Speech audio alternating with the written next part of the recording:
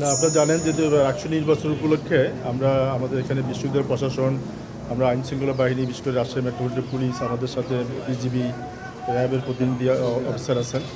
আমরা সবাই মিলে এই নিরাপত্তাটা কীভাবে হবে, আমাদের যে পরিকল্পনাটা যেটা আছে সেটাকে আমরা আরও রিভাইজ করে কোথায় আমাদের কী ধরনের নিরাপত্তা ব্যবস্থা নিতে হবে সেগুলো নিয়ে আমরা কথা বলছি।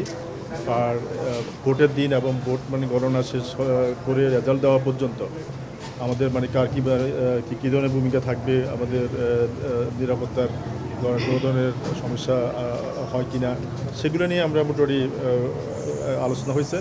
বিশ্ববিদ্যালয় প্রশাসন ওনাদের অবজারভেশনগুলো আমাদের দিচ্ছে, আমরা আমাদের অবজারভেশনগুলো ওনাদের শেয়ার করছি।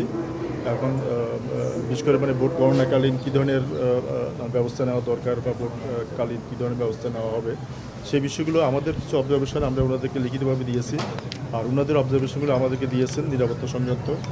আপনারা জানেন যে বিশ্ববিদ্যালয়ের চারপাশে যেহেতু এটা একটা বড় ক্যাম্পাস, বেশ কিছু খোলা জায়গা আছে, সেগুলোকে কীভাবে কর্ডন করা যায়।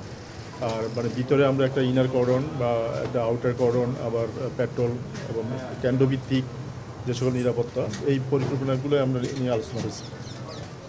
আমরা পুলিশের প্রায় 2000-এর মতো আমরা পুলিশের ডেপ্লয়মেন্ট থাকবে আমাদের মেট্রোপলিটন পুলিশের পক্ষ থেকে।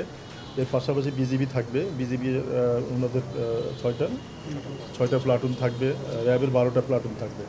তো এগুলো আমরা পালাক্রমে বিশেষ করে বিজিবি এবং র্যাব ওনারা পেট্রোলে থাকবে, কিছু কিছু গুরুত্বপূর্ণ পয়েন্ট ওনারা থাকবে।